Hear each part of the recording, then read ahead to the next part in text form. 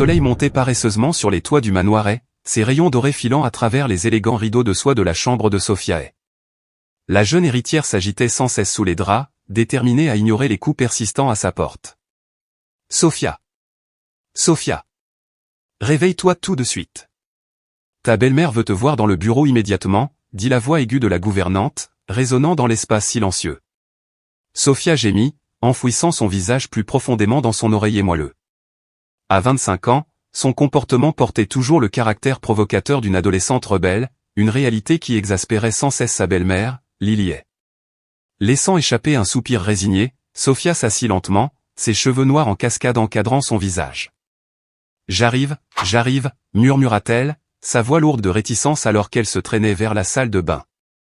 Alors qu'elle se préparait pour la journée, une vague inexplicable de malaise s'empara d'elle. Une convocation dans le bureau de Lily n'était jamais de bon augure. Depuis que son père, Richard, était décédé 3 ans plus tôt, la relation entre la belle-mère et la belle-fille s'était désintégrée en une bataille constante de regards glacials et de mots tranchants comme des rasoirs. Quelques minutes plus tard, Sophia se tenait devant la lourde porte en chêne qui menait au bureau. Elle inspira profondément avant de frapper doucement. « Entrez !» appela la voix saccadée de Lily de l'intérieur. Sophia entra et ses yeux tombèrent immédiatement sur la silhouette posée de sa belle-mère. Lily, qui avait maintenant la cinquantaine, était toujours d'une beauté saisissante, ses cheveux blonds platine bien coiffés et ses yeux bleus perçants fixés intensément sur Sophia. « Assieds-toi, Sophia !» ordonna Lily en désignant la chaise devant le bureau. Sophia obéit, croisant les jambes et arquant un sourcil en signe de défi. « Qu'est-ce qui se passe maintenant, Lily ? Les jardiniers m'ont-ils dénoncé pour avoir encore piétiné les rosiers ?» Les lèvres de Lily se serrèrent en une fine ligne, ignorant le sarcasme de Sophia. « Il est temps que nous discutions de ton avenir, Sophia. Tu vis comme une enfant gâtée depuis bien trop longtemps. Il est temps que tu assumes tes responsabilités. » Sophia laissa échapper un rire sec et dénué d'humour. « La responsabilité ? Tu parles des entreprises que mon père m'a laissées et que tu diriges comme si elles étaient les tiennes ? » Les yeux bleus glacés de Lily brillaient dangereusement.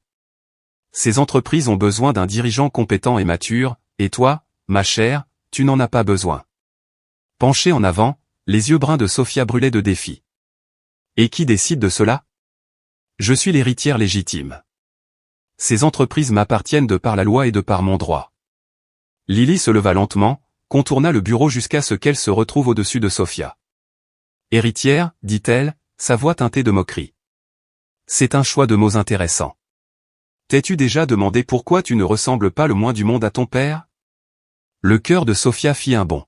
« Qu'est-ce que tu insinues ? » Les lèvres de Lily se courbèrent en un sourire froid et calculateur. « Oh, rien d'important, » répondit-elle avec désinvolture. « Je me demande simplement si tu comprends vraiment ta place dans cette famille. » Avant que Sophia ne puisse répondre, Lily insista. « Mais ce n'est pas pour ça que je t'ai appelé aujourd'hui. J'ai pris une décision concernant ton avenir. Sophia, il est temps pour toi de te marier. » Sophia se leva d'un bond, les yeux écarquillés par le choc. « Quoi ? Tu as perdu la tête ? Tu ne peux pas prendre cette décision à ma place. » Le ton de Lily resta calme, mais inébranlable. « Oh, mais je peux. Selon le testament de ton père, je suis ton tuteur légal jusqu'à tes 30 ans. Cela me donne l'autorité de prendre des décisions concernant ton bien-être, et j'ai déterminé que tu avais besoin d'un mari, quelqu'un qui t'enseignera les valeurs du travail acharné et de l'humilité. » Sophia se recula, incrédule, et secoua la tête. « Tu ne peux pas faire ça. Je ne te laisserai pas faire. » Lily s'approcha, baissant la voix jusqu'à devenir un murmure venimeux. « Tu peux me combattre autant que tu veux, mais souviens-toi de ceci, j'ai le pouvoir de rendre ta vie complètement misérable. Veux-tu vraiment me tester ?» Un coup à la porte rompit le silence tendu. « Entrez !» appela Lily, son regard ne quittant jamais Sophia. La porte s'ouvrit sur un homme d'une trentaine d'années, vêtu de vêtements propres mais simples. Ses cheveux bruns ébouriffés encadraient un visage assombri par des jours de barbe de 3 jours, mais son trait le plus frappant était ses yeux intenses, vert émeraude. « Ah, John !» Juste à temps, ronronna Lily, sa voix dégoulinant maintenant d'une fausse douceur. « Sophia, laisse-moi te présenter John Collins, ton futur mari. » Sophia sentit son monde basculer sur son axe.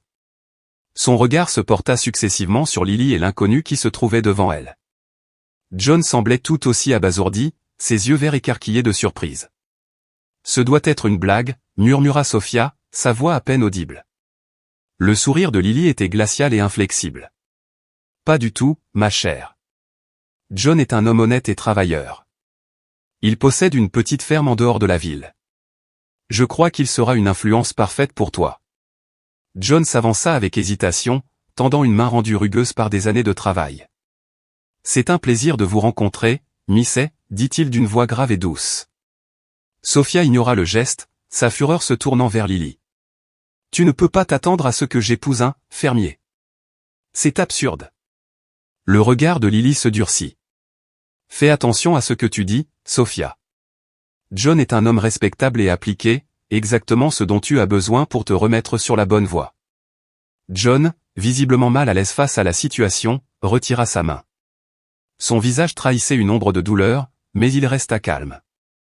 Sophia serra les poings, la voix tremblante de rage. Je refuse. Tu m'entends? Je ne veux pas être un pion dans tes manigances. Mais alors que le sourire calculateur de Lily s'approfondissait, Sophia savait que cette bataille ne faisait que commencer. Fais attention à ce que tu dis, Sophia, prévint Lily, son ton tranchant la tension comme une lame de rasoir. John est un homme respectable et travailleur. Il est exactement ce dont tu as besoin pour remettre ta vie sur les rails. John Collins se tenait raide, sa main calleuse se retirant lentement tandis qu'une lueur de douleur traversait son visage face au rejet clair de Sophia.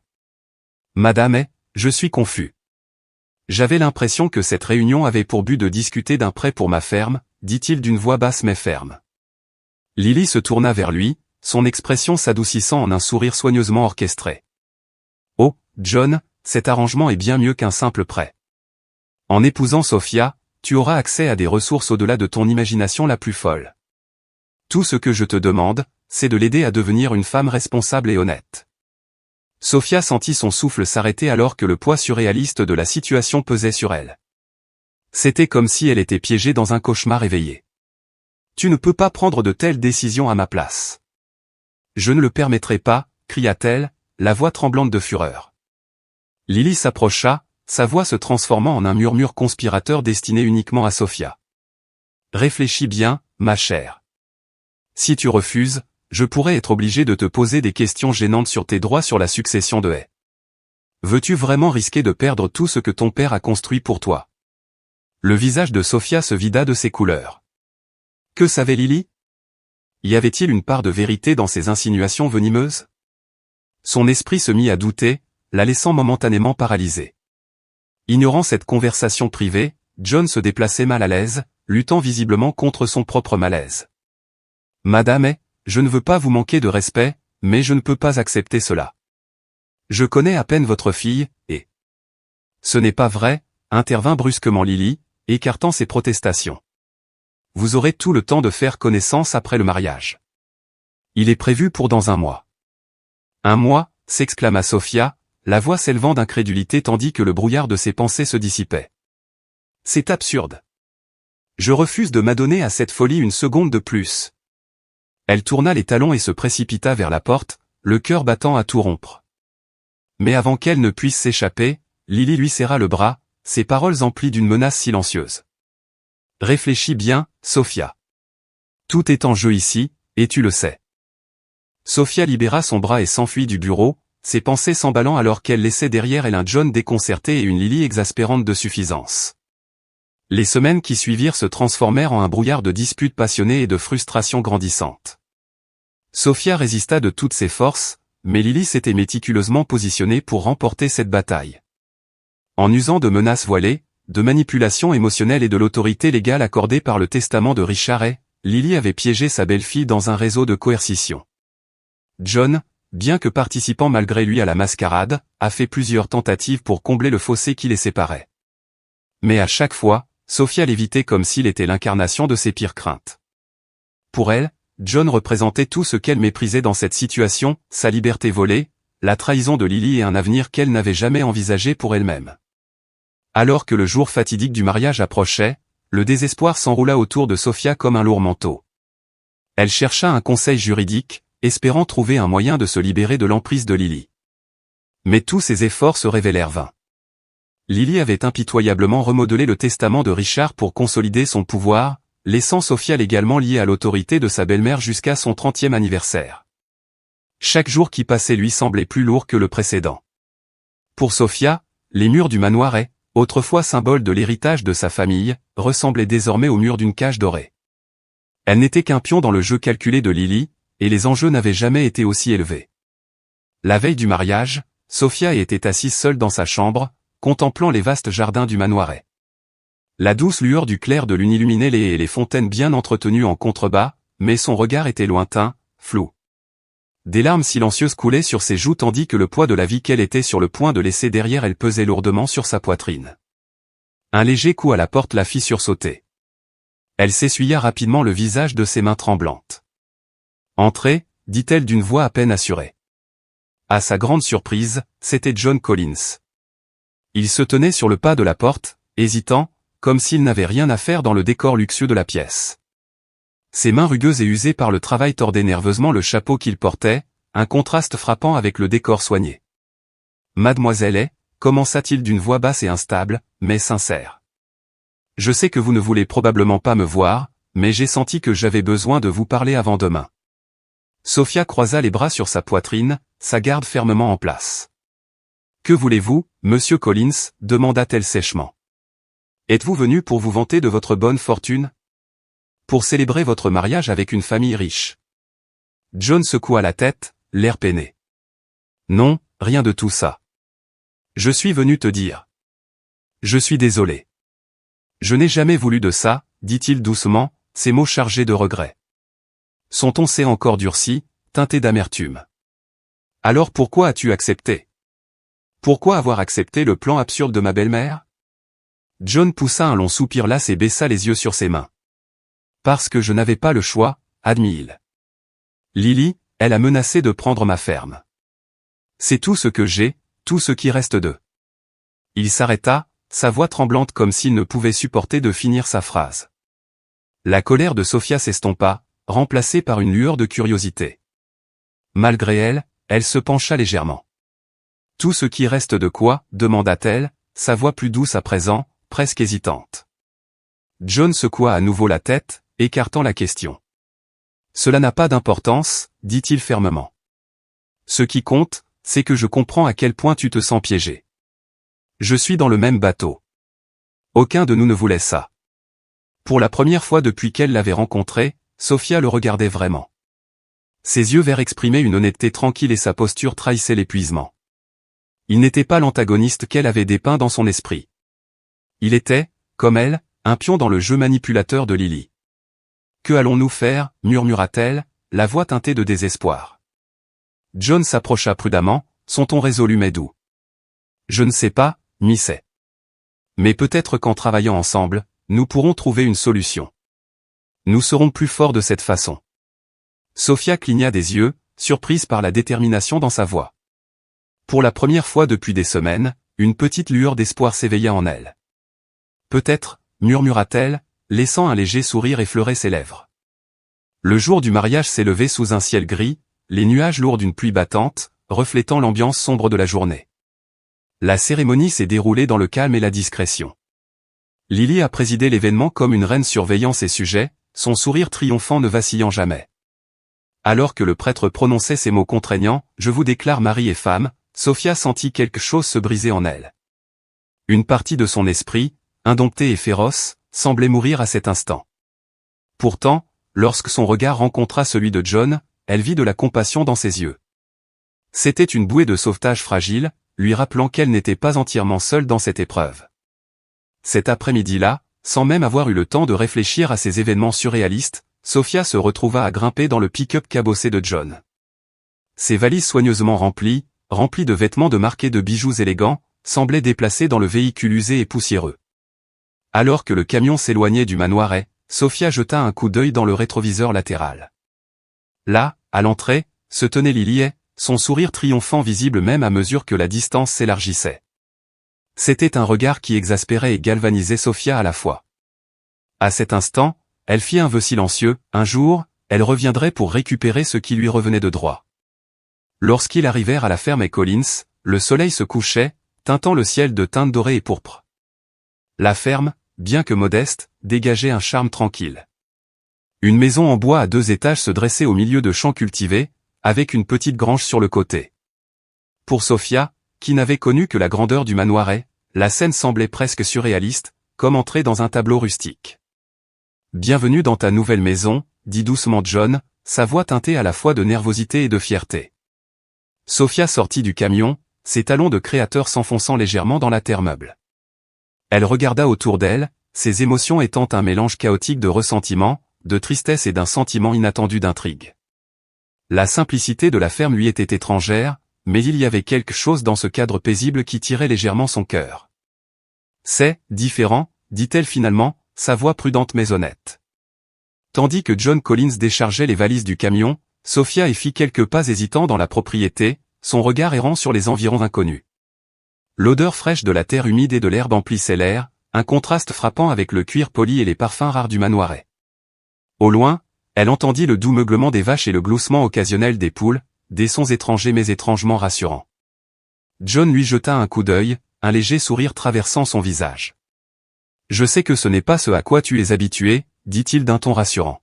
« Mais je te promets que cet endroit a son propre charme. » Sophia hocha la tête sans un mot. Son esprit était trop bouleversé pour pouvoir formuler une réponse.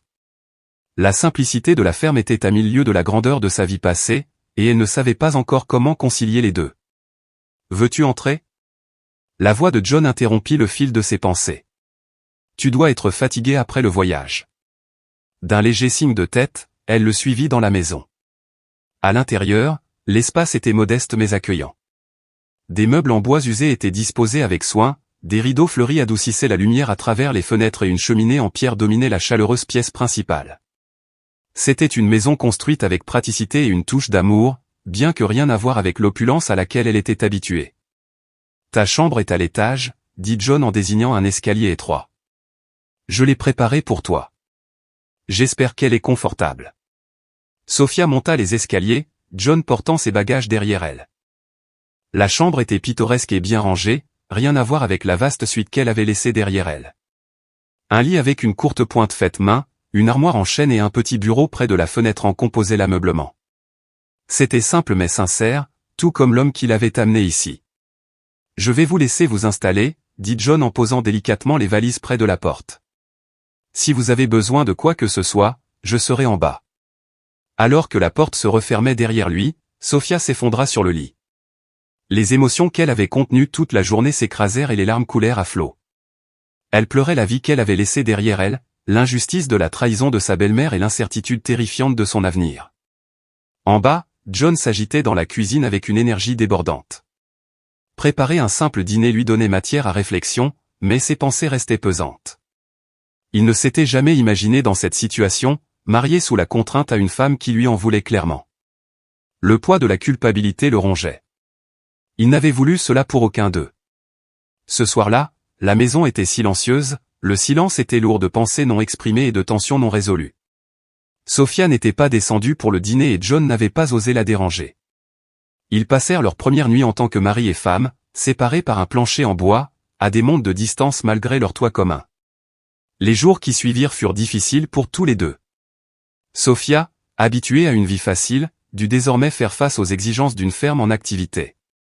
Les tâches ménagères les plus simples la déconcertèrent et le travail à la ferme lui semblait une montagne insurmontable.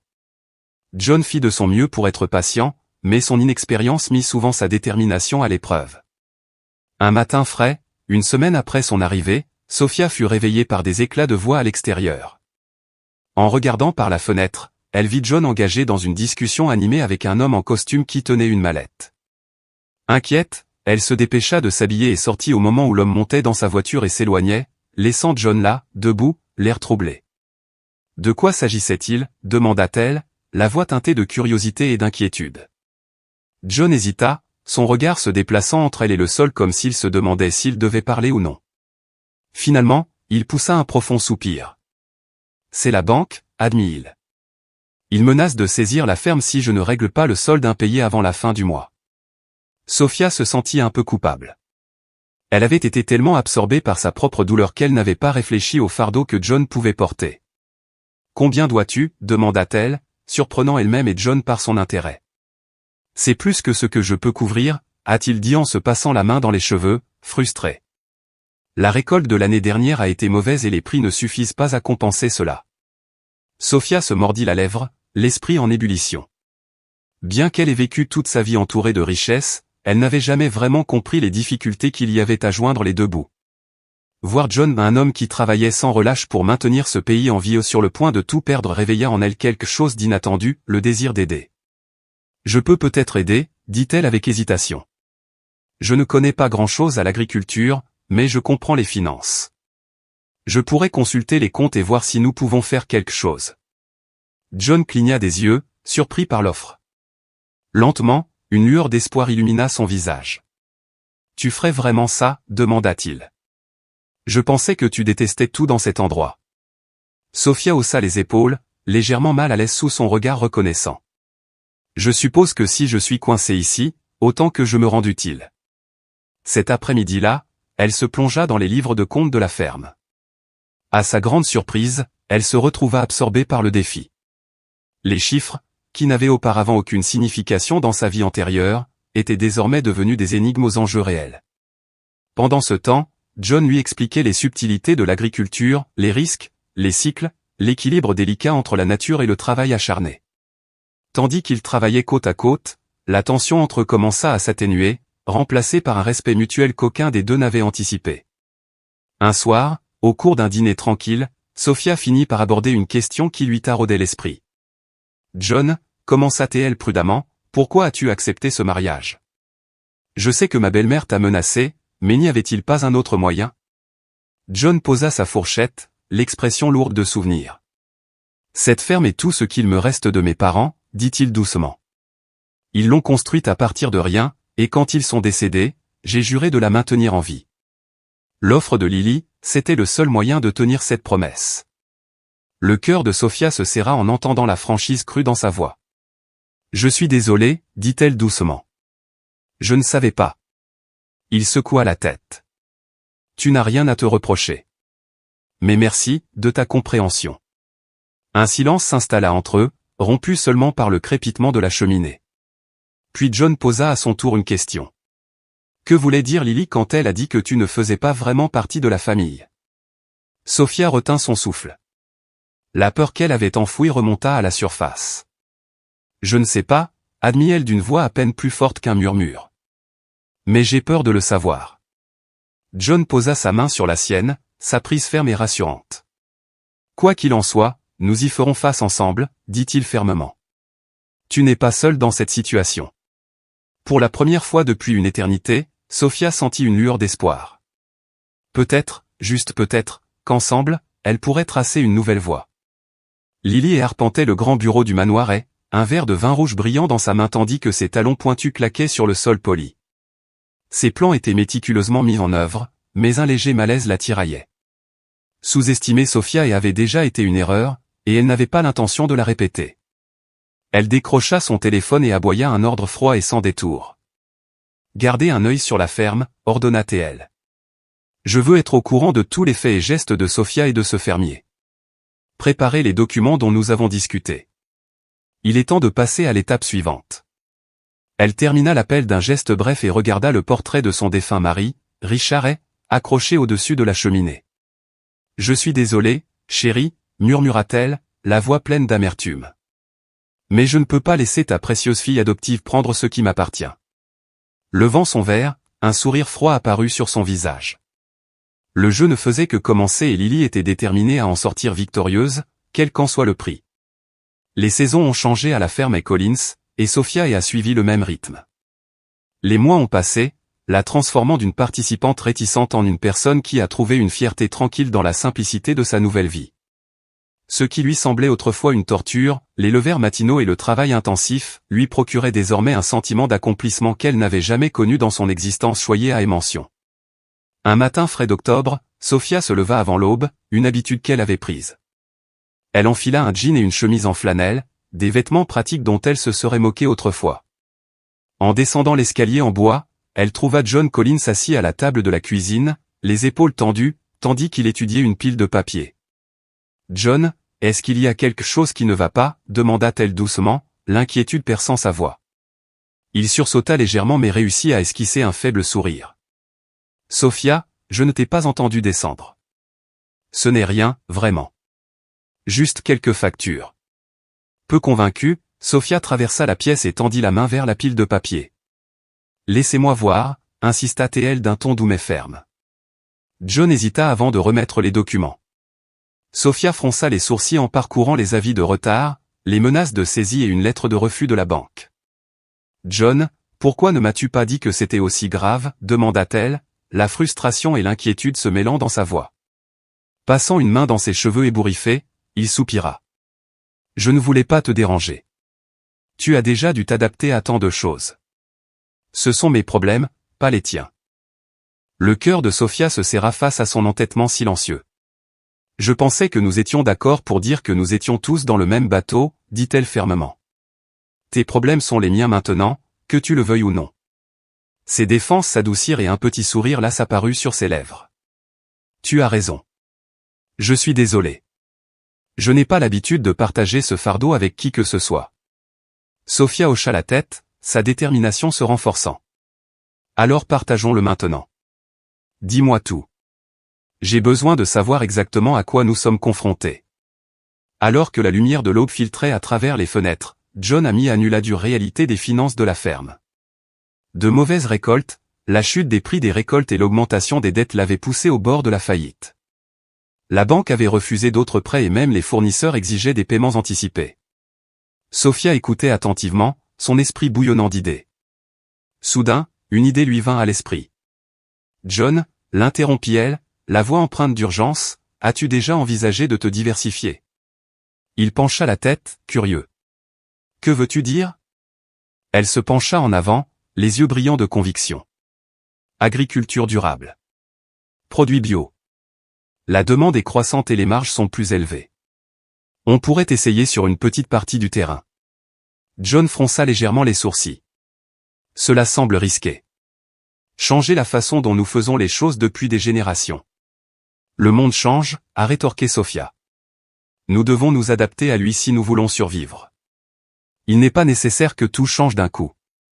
Nous pouvons commencer petit à petit et voir où cela nous mène. Tandis qu'il parlait, le soleil levant baignait la pièce d'une lumière dorée, illuminant leurs expressions pleines d'espoir. Pour la première fois, ils travaillaient en partenariat, combinant l'instinct financier aiguisé de la jeune femme à sa profonde connaissance du terrain. La synergie était inattendue mais indéniablement puissante. De retour au manoiret, Lily se préparait à frapper son prochain coup.